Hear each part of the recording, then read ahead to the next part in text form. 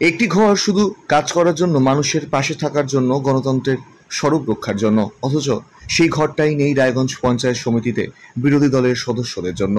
ফলে বাধ্য হয়ে দিনের পর দিন ফুটপাতে বসেই কাজ চালাতে হচ্ছে তাদের। এ যেন গণতন্ত্রের এক তীব্র ব্যঙ্গচিত্র। আর সেই অপমানের প্রতিবাদে রায়গঞ্জ বিডিও অফিসের সামনে ধর্নায় বসলেন পঞ্চায়েত সমিতির বিরোধী দলনেতা মলয় সরকার, সঙ্গে দলীয় কর্মী সমর্থকেরা। বিক্ষোভ স্লোগান তীব্র স্বরে ধ্বনিত হলো একটিই প্রশ্ন: গণতন্ত্রে কি বিরোধীর আর কোনো মূল্য নেই? মলয় সরকারের সাফ অভিযোগ, বারবার প্রশাসনকে ঘর চেয়ে জানানো হলেও কোনো কর্ণপাত করেনি তারা। একাধিকবার টেন্ডার হয়েছে, অথচ বিরোধীদের জানানো তো দূরের কথা, গোপনে সবটাই সেরে নেওয়া হয়েছে। এর পিছনে দুর্নীতি এবং চক্রান্ত আছে বলেই দাবি তার। এমনকি তিনি বিডিওর বিরুদ্ধে শাসক দলের সঙ্গে আঁতাতেরও গুরুতর অভিযোগ এনেছেন। অন্যদিকে মলয়বাবুর যাবতীয় অভিযোগ অস্বীকার করেছেন রায়গঞ্জ পঞ্চায়েত সমিতির সভাপতি জয়শ্রী বেপারী বর্মন। তার দাবি, সমস্ত কিছু নিয়ম মেনেই চলছে। এই ঘটনার জেরে রায়গঞ্জের রাজনৈতিক মহলে তৈরি হয়েছে প্রবল শোরগোল। সাধারণ মানুষ প্রশ্ন তুলেছেন, জনপ্রতিনিধিদের যদি এই দশা হয়, তবে সাধারণ মানুষের স্বার্থ কোথায় রক্ষা পাবে? এক টুকরো ঘর তাকে শুধু ইট পাথরের তৈরি, নাকি তা গণতন্ত্রের প্রতীক? এই প্রশ্ন এখন ঘুরপাক খাচ্ছে রায়গঞ্জের রাস্তায়, ব্লক প্রশাসনিক ভবন করিডোরে এবং মানুষের মনের গভীরে। যদি বলেন। আমার নাম হচ্ছে মলয় সরকার, আমি পঞ্চায়েত সমিতির বিরোধী দলনেতা। বলছি, আজকে এই অবস্থান বিক্ষোভ কি কারণে? আজকে এই বিক্ষোভ অবস্থান হচ্ছে আমাদের দীর্ঘদিন ধরে বিডিও ম্যাডামকে বলে আসা হচ্ছে যে আমাদের একটা বসার ঘর চাই। সেটা নিয়মও আছে যে বিরোধীদের একটা বসার ঘর থাকে, সেই কারণে অনেকবার ডেপুটেশন, অনেকবার অ্যাপ্লিকেশন দেওয়া হচ্ছে, তা সত্ত্বেও আমাদের ঘর দেওয়া হচ্ছে না। এইবার পঞ্চায়েত সমিতিতে টেন্ডার হচ্ছে, সেখানে কপি টু ইনফরমেশন লেখা থাকে যে অপোজিশন লিডার, তা সত্ত্বেও আমাদের অবৈধ টেন্ডার করে যাচ্ছে ম্যাডাম, তা সত্ত্বেও আমাদের কোনো ইনফরমেশন দেওয়া হচ্ছে না। পাশের ঘরে, পাশেই বিল্ডিংয়ে কাজ হচ্ছে অবৈধভাবে, কোনো টেন্ডার হয়নি, কোনো রেজুলেশন হয়নি, অবৈধভাবে কাজ চালা যাচ্ছে। ভিডিও নিজের খুশি মতো করে যাচ্ছে। প্রশাসনিক গরম দেখিয়ে তৃণমূলের চামচাগিরি করছেন উনি। এটা আমরা মানছি না, মানবো না। এর আগেও তো আপনারা অবস্থান বিক্ষোভ করেছিলেন, ধর্মঘট করেছিলেন, পঞ্চায়েত সমিতি বন্ধ করে দিয়েছিলেন, সেখানে কোনো কাজ হয়নি। এইবারে কি মনে করছেন, এই আন্দোলনে কি কাজ হবে? দেখুন, ইনি হচ্ছেন আমরা হচ্ছি পঞ্চায়েত সমিতির মেম্বার, ইনি হচ্ছেন পঞ্চায়েত সমিতির এক্সিকিউটিভ অফিসার।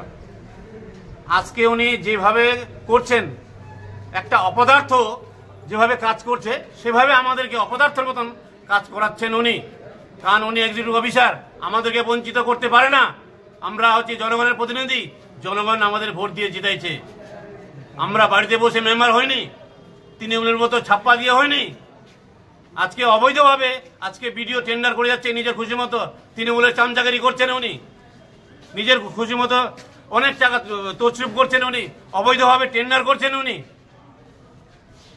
বলছি, আজকে গত 2 বছর ধরে লুটে পুড়ে খাচ্ছেন উনি এখানে। আজকের এই আন্দোলনে যদি কোনো সফলতা না পান, তাহলে কি পরিকল্পনা নিচ্ছে? আমরা এখান থেকে উঠছি না, এবার আরো পরবর্তী বৃহত্তর আন্দোলন হবে, সেটা ভিডিও রেডি থাকুক। আজকে কতজন মেম্বার নিয়ে আপনারা অবস্থান বিক্ষোভ করছেন? আমরা 2 জন অসুবিধা আছে, আমরা 13 জন মেম্বার আছি। ডেজিগনেশনটা যদি বলেন। আমার নাম জয়শ্রী বেপারী বর্মন, আমি সভাপতি রায়গঞ্জ পঞ্চায়েত সমিতি। বলছি, আজকে বিজেপির বিরোধী দলনেতা মলয় রায়ের অনুকরণে তারা অবস্থান বিক্ষোভ করছে। প্রায় 13 জন মেম্বার নিয়ে বিজেপি আজকে অবস্থান বিক্ষোভ করছে, একদম বিডিও ম্যাডামের একদম মেন গেটের সামনে। তাদের বক্তব্য যে তাদেরকে আজ পর্যন্ত পঞ্চায়েত সমিতিতে কোনো ঘর দেওয়া হয়নি, বসার ঘর দেওয়া হয়নি, যে তারা নিজেরা বসবে সেখানে। কি বলবেন এই ব্যাপারে? আমরা তো এই নিয়ে ম্যাডামের সঙ্গে আলোচনা করেছিলাম, তো ম্যাডাম বলেছিল যে সবই তো ঘর কাজের, তো ম্যাডাম একটা ব্যবস্থা করে, মানে বললেই তো আর হবে না, কেউ ব্যবস্থা করতে হবে, তারপরে তো করতে হবে জিনিসটা। তো ম্যাডাম বলেছে যে আমি দেখছি, চেষ্টা করছি কোথাও কোন ঘর ফাঁকা আছে নাকি, ওটাকে তৈরি করে ওনাদের ঘর করে দেওয়ার জন্য, মানে ওনাদের জন্য বিরোধী। এবং সেটা কি খুব তাড়াতাড়ি সম্ভব? এরা তো বৃহত্তর আন্দোলনে ডাক দেবে বলে বলছে। না, ম্যাডামের সঙ্গে আলোচনা করা হয়েছে, এখন ম্যাডাম কি করেছেন বলতে পারছি না, তাহলে ম্যাডামের সঙ্গে সেরকমভাবে আলোচনায় বসতে হবে। এবং এদের বক্তব্য যে পঞ্চায়েত সমিতিতে যে সমস্ত কাজ হচ্ছে সেগুলো তাদের অন্ধকারে রেখে কাজ করা হচ্ছে, তাদেরকে কিছু জানানো হচ্ছে না, সেই ব্যাপারে কিছু বলবেন? অন্ধকারে জানানো হচ্ছে, এটা তো অন্ধকারে জানার তো কোনো বিষয় না, সবই জানে পঞ্চায়েত সমিতিতে কি কাজ হচ্ছে না হচ্ছে। কিন্তু বিরোধী দলনেতা মলয় সরকার বলছে আমাদের কোনো চিঠি দেওয়া হয় না, স্কিমও জমা করছেন। মানে ওনারা যেটা বলছেন সেটা তাহলে ভুল? সেটা তো ভুল অবশ্যই। এখন ওনাদের কি দাবি সেটা তো আর আমি জানি না। এখন না, ওনারা যেটা বলছেন যে পঞ্চায়েত সমিতিতে জন্য আমাদের কোনো অবগতি করানো হচ্ছে না বা অবহিত করানো হচ্ছে না। দেখুন, প্রত্যেক মাসেই তো আমাদের একটা করে হচ্ছে গিয়ে মিটিং হয়, প্রত্যেক স্থায়ী সমিতির মিটিং হয়, সেখানে বিরোধী দলনেতাও থাকে, আমাদের অর্থের মিটিং হয়, সেখানে উনি বিরোধী দলনেতা থাকেন। তো সব বিষয়ে আমাদের আলোচনা হয় অর্থের মিটিংয়ে, ওখানে তো উনিও উপস্থিত থাকেন।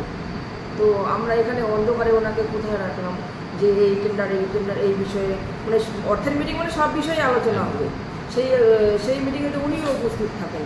এখানে অন্ধকারে থাকার তো কোনো বিষয় আমি বুঝে পাচ্ছি না, যেহেতু উনি সরাসরি ওখানে উপস্থিত থাকেন ওই মিটিংয়ে। রায়গঞ্জ থেকে বিশেষ প্রতিনিধির রিপোর্ট, কুলিক নিউজ।